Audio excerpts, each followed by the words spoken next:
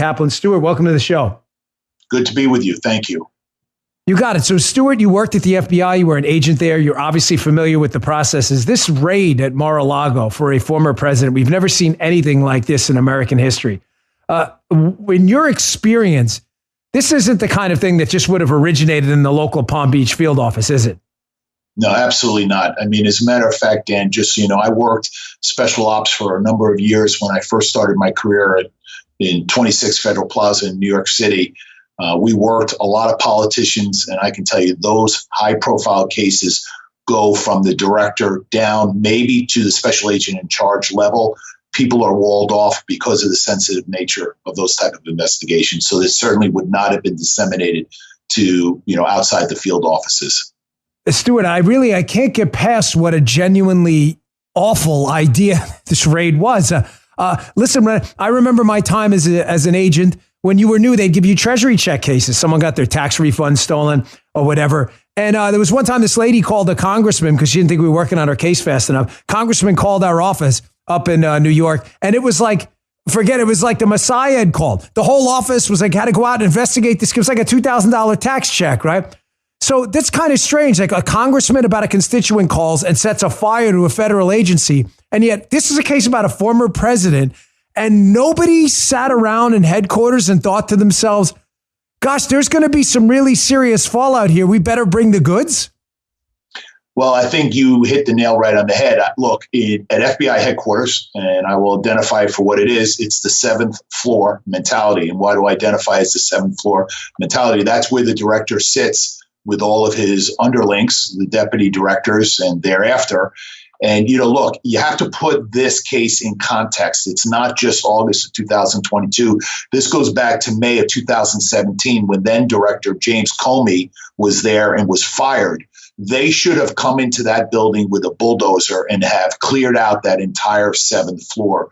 You have a culture that preexisted Christopher Wray. And by the way, he was there during the Comey years. And so this is just born out of that kind of just where we can do it as we please and we can have our arms twisted. We're not going to be neutral. We're not going to be detached. We're not going to be unbiased. If someone wants to utilize us and politicalize an issue, we may be the people that you want to use. And this is exactly what you're seeing play out. This is a new culture, not a culture that existed when I was at the FBI. Yeah, I've said that often. I remember working a financial fraud task force out in Long Island, New York with Lyra. They have the Long Island Resident Agency out there. Well, you probably know a couple of the guys I work with. I mean, they were great guys. They were former, street cop type of guys. They worked bank robberies. They went home to their kids at night. They were good guys. And I have no hesitation in saying that even now. They were not these types of guys. And I think the problem you have, a former FBI agent who shall remain nameless, but was an executive, called me once and he told me the people running the FBI during Spygate and people like tonight, he called them briefers. They've never worked a bank robbery. They've never worked any kind of hard street crime. They're briefers. They give good briefings. They wear nice ties. They do a couple headquarters rotations. And next thing you know, they're the deputy director of the FBI. He said, that's the problem with the Bureau. There's not enough cops and there's too many lawyers. Dan, let me even put it in better context. And you did a great job. When you're miserable in a field office, such as when a guy from Kalamazoo, somewhere out in Podunk, is getting assigned to New York City field office coming out of the academy, he can be there for less than 2 years, raise his hand and go to headquarters on a transfer and then get his supervisory card punched, stay at headquarters and become a supervisor with less than 5 years experience, go back out into the field office and now attempt to supervise guys that would have 15 and 20 and 25 years of experience. You know how that plays out? That doesn't work very well. And so that is the Bureau mentality in modern day, and it just is not working. And so you hit the nail right on the head. You got these guys back at headquarters who have zero common sense, zero field experience, zero investigative experience, and now you have a different culture out there. That's what it is. Stuart, not to compare the two because it's ridiculous. The Secret Service has its own problems, but I worked there. One thing I can say they did right was the promotion thing.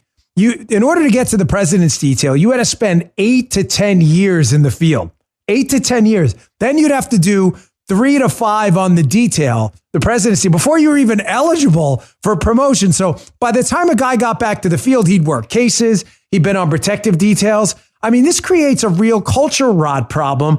And that's why you get guys like McCabe, who's more concerned about his suits and his new car and his wife running for office than he is about actually following this thing called the Constitution. And I saw that when I left, and it only got worse. And so the culture of, if you're disgruntled, you're unhappy, you just don't like where you are, you go to headquarters, you get your card punched, and then you go back out and you infect the other guys that are coming out of the academy. Yeah. And this is just a repeat of, wash and rinse and repeat. And that's what you're seeing, the culture in the Bureau. That's what it is. We're talking to Stuart Kaplan, spent many years with the FBI. Let's get into the specifics of this case. So some breaking news yesterday from Newsweek. Newsweek put out a report indicating that they may have had a CHS, a confidential human source, involved in this operation that indicated that there may have been some documents there at Mar-a-Lago. A couple of questions for you. I'll hit the first one first. These confidential human sources, Stuart, this is not the first time we've had a confidential human source embedded in the Trump campaign. We actually know the names of the people the FBI has paid and one of the FBI's employees and her pseudonym that were embedded during the Spygate thing. I mean, in your experience, there's got to be some extra layer of kind of oversight when you're talking about people essentially spying inside a president or former president's campaign and post-presidency. How does this keep happening? These spies keep magically turning up. Well, look, you have the Attorney General guidelines where those are the rules and regulations and procedures that are supposed to be followed, not only from the FBI's perspective, but all through the United States Attorney's Office. That is something that is systemic that I even saw with respect to just the go around, the backdoor approach, the exploitation of trying to target someone who certainly had a hands off, meaning the policy said that only quote unquote under extraordinary circumstances in matters of national security, and it must have been well documented, and not only well documented, not hearsay, not rumor, not conjecture, but actual corroboration with respect to securing that information to know that it was trustworthy, it was reliable, and also, and I'm sure you would remember, a routing slip that would have to be checked off by 10 Indian chiefs to include, in that political type of case, the director himself. Again, if this is what's happening, this is a culture issue that needs to be broken within the FBI. Yeah, I mean, it just seems to me, perplexing that these human sources just keep appearing. I mean, if the liberal media were to hear tomorrow that the FBI was developing and cultivating confidential human sources in the White House on the Joe Biden case, there'd be an uproar. But it seems like he's a protected class right now. Let me get on to a different question. Let's process wise. The audience, many of them weren't federal agents. They have, like I said, they have jobs. They work for a living. They're doing really hard stuff. But it helps to provide that behind the curtain.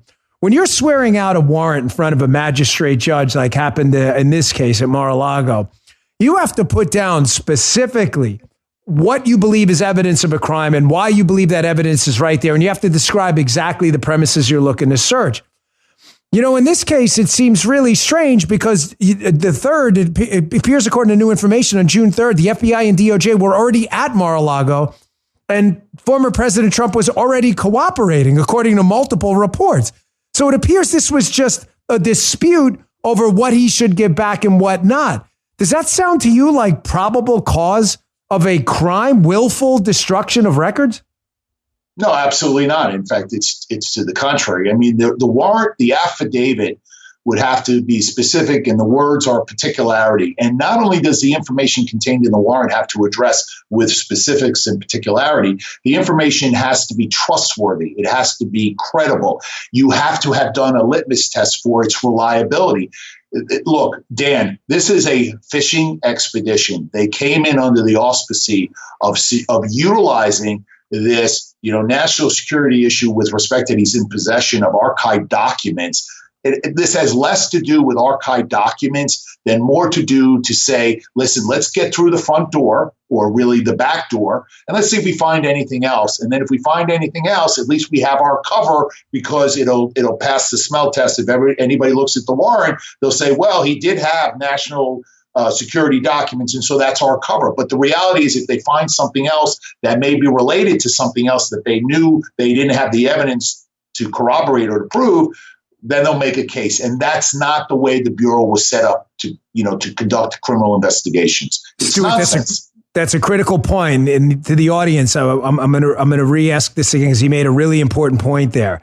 You have to understand, with federal agents and search warrants, if you're there searching for evidence of this particular crime, and say you open a drawer and you find a firearm, and you find out later that firearm was used in a crime, you're not obligated to say, oh, I didn't see that. I was looking for a CD on a check fraud case. If you find evidence of another crime, you can use that evidence and then run with that as well. Can you just explain that again so they understand what a pretext could mean here? Yeah, you don't go in with blinders on and say we're authorized to seize X, but if I see Y, if X is a gun and I see Y, which is kilos of cocaine, it doesn't mean I keep my blinders on and just go take the gun. I'm going to also now take the kilos of cocaine and open up a trafficking case against that individual. But Dan, let me even go one step further. If there is some truth, and I can tell you this unwavering and without hesitation, because I've been on both sides, not only in the Bureau side, but in my criminal defense side.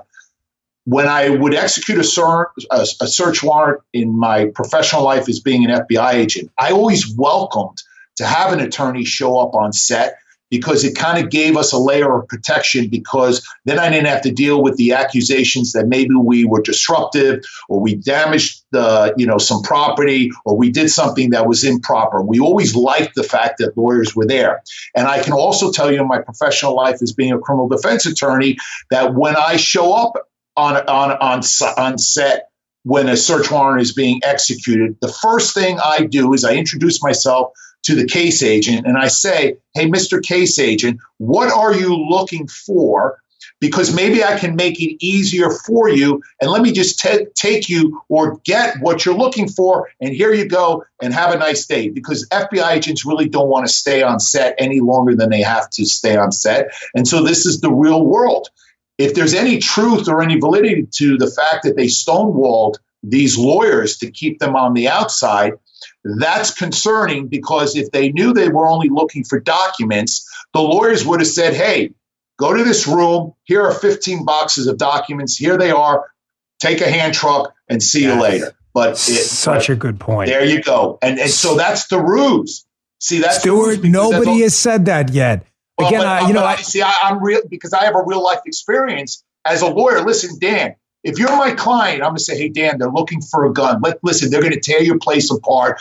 Yeah, is the gun here? If you say, Stuart, the gun is here, I'll say, listen, Dan, go get the freaking gun. Let's get them the gun and get them the hell out, because we don't want them tearing your place apart.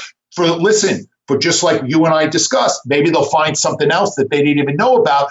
Here's the gun. Have a good day. Right? So they came in looking for documents. Here are the documents. Bye-bye. I just got done on my show yesterday saying how when you're in cable news and something hot, a story like this, which is wall to wall on TV, you hear the same talking points over and over again. You just do. When I hear something valuable like that, that's why you're such a valuable guest. Folks, understand what he just said. They're there strictly for Presidential Records Act alleged violations and a couple of classified napkins Kim Jong-un wrote on. It's of no interest whatsoever to Trump or the FBI, if they're acting ethically, to dig through 50,000 square feet of Mar-a-Lago. Get the hell out of here. You got people outside complaining. The lawyer shows up. Here it is. Thanks, guys. Have a nice day. Well, you made a great point. The fact that they didn't let Trump's lawyers in there, kept them outside, and apparently were very arrogant and told them, hey, we have a premise for the whole location, says to me, this was just a pretext to get in there and look for other stuff the entire time. And look anywhere and everywhere. And by the way, just so your viewers even understand further, when you're looking at the warrant describes, something that necessarily couldn't fit within, a small closet or something, you can't necessarily justify looking for that object, because a car can't be in a dresser drawer, right?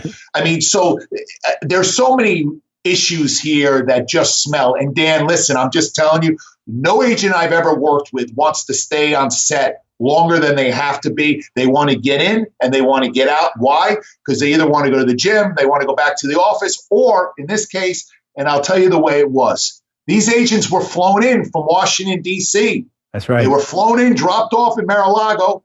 They did their business. They went back to the airport, got on a bureau plane, and flew right back to Washington. So listen, if I was Trump's lawyer, I would have said, listen, guys, what are you looking for? You're looking for the box of documents? Here's the closet. Here's the 15 boxes of documents. Do me a favor. Leave me the inventory sheet, photograph it, and take it out. Letting them just go through the entire property, come on, that's ridiculous. It never happens. Yeah. It shouldn't happen, and it's not consistent with the way the Bureau operates under normal circumstances. It's so bizarre. And there was another thing I'd like to get your professional opinion on, and it's an open question. It's not one of those questions I already have the answer to, and I'm asking to be a wise guy. I really don't understand this part either. So some recent reporting by John Solomon, who's always been good with me, he's always had reliable sources, is that subsequent to this June 3rd meeting a while ago when DOJ and FBI a couple months ago show up for these documents, they meet, Trump apparently meets them personally. According to all reports, it ended cordially. After that, the FBI and DOJ get in contact with the Secret Service. They say, listen, there are these documents in this room. We don't like the locking mechanism there. Doesn't seem secure enough to us. Can the Secret Service go in and put on a new lock?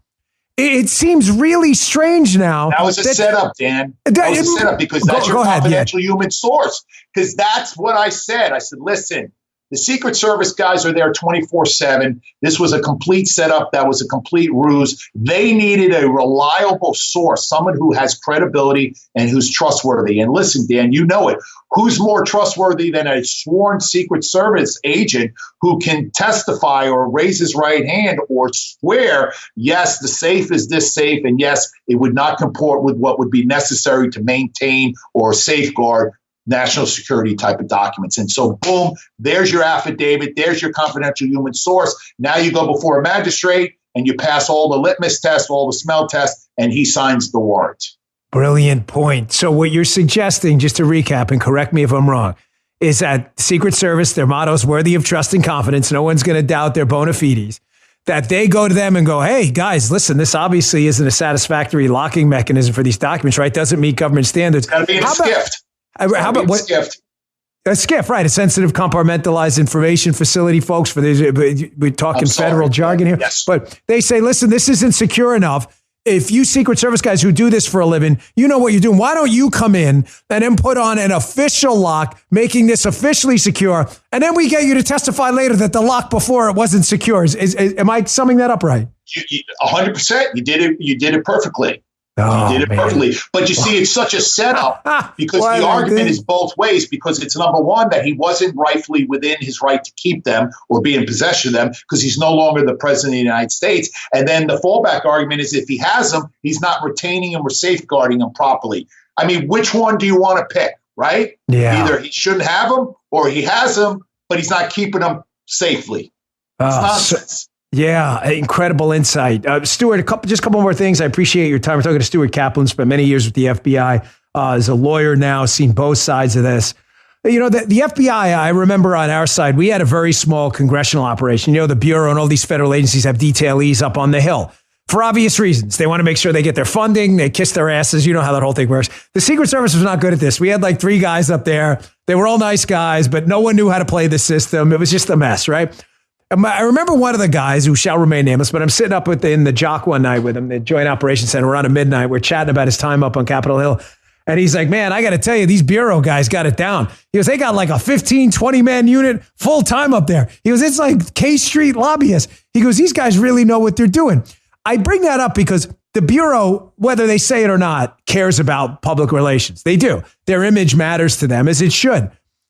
You can't tell me with a straight face that they really thought that the fallout from this was going to be, I mean, this has been a tsunami of negative press. And I'm just wondering, during your time there, what do you think's going on behind the scenes here? Are they like running around with chickens, like with their heads cut off?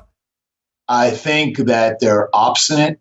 I think that they truly are believing that what they're doing is that the reward is worthy of the risk. Look, Dan, this was like taking a hand grenade, pulling the pin, throwing it into a crowded room, walking away, understanding and appreciating exactly what was going to happen, appreciating and knowing what the collateral damage was. And I'm going to be honest with you, they're high-fiving themselves right now on the 7th floor because this is exactly what they wanted to happen. But I'm not so sure they really properly calculated that this may even affect those people that are on the other side to maybe say, you know what, even if I don't like this guy, Donald Trump, even if I didn't go along with, the former president's agenda and who he is, this is not what I signed up for as being an American living here in the United States of America. And they may have made a fatal miscalculation of how the fallout really was going to play out. Hold that thought. We're going to take a quick break, and I'll be back with a final question about that with Stuart Kaplan. Okay, thanks for your patience, folks. We appreciate it. I'll get back with Stuart Kaplan in a moment. With the recent rulings from the Supreme Court, it's worth mentioning that these wins didn't happen on their own. Took the support of companies like Patriot Mobile, who have passionately fought on behalf of the unborn and your constitutional rights. Patriot Mobile is America's only Christian conservative mobile phone provider, and they've been on the front lines fighting for your values. That's why Patriot Mobile is different from every other provider out there. Listen, inflation's hard on a lot of you. I understand that. Thankfully, Patriot Mobile has plans for almost any budget, and they offer the same nationwide coverage as all the major carriers. So you get the same great service, plus the knowledge that your money is going to a company fighting for the sanctity of life, religious freedom, and the Second Amendment. Go to patriotmobile.com/Dan or call 972-PATRIOT. Use the offer code Dan to get free activation. If you're a veteran or first responder, please let them know because they have special discounts just for you. Come join our movement. Make the switch today. patriotmobile.com/Dan, patriotmobile.com/Dan, or call 972-PATRIOT. Now back to my interview with former FBI agent Stuart Kaplan. We're back with Stuart Kaplan, former FBI agent. Stuart, last question for you. You made the point before the break that they may not have appropriately calculated the fallout from this, and I agree with you. What do you think the fallout could be here? Let's say the Republicans take back Congress and the House. They're obviously furious. A litany of disasters, the Hunter Biden thing, the Spygate thing, the collusion hoax, now the raid at Mar-a-Lago. I mean, do you see, you've been there, on the inside, the lobbying power of the FBI. Do you see just a house cleaning in headquarters, or just maybe they fire the director and status quo, nothing changes? Like I said, I think in May of 2017, there should have been a full house cleaning from the top down. And I think that the Bureau has always been very careful with respect to the optics. Listen, I worked under Louis Freeh and Bob Mueller, and I will tell you, I have the highest regard and the highest respect, certainly for Louis Freeh. I think he's an absolute gentleman. I think he was very concerned about the men and women in the field office. I think he was very conscious and aware of the reputation that we all wanted to have and how the public perceived us.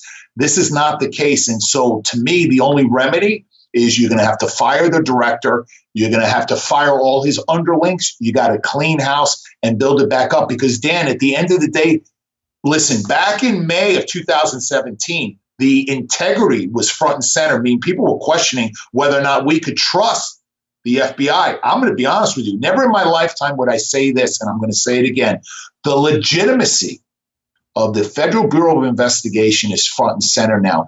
I'm not so sure that I would even object to maybe OIG, the Office of Inspector General, coming in and taking control of the FBI, because I'm not so sure it can operate without oversight. That's how bad things are presently in August of 2022. Wow. That's saying a lot. I don't disagree with you. I've said repeatedly that we need a very powerful internal affairs, kind of a supercharged inspector general to get a hold of this, to get the reins in. I mean, they're just really supervising this. The IG's office is weak. Everybody knows it.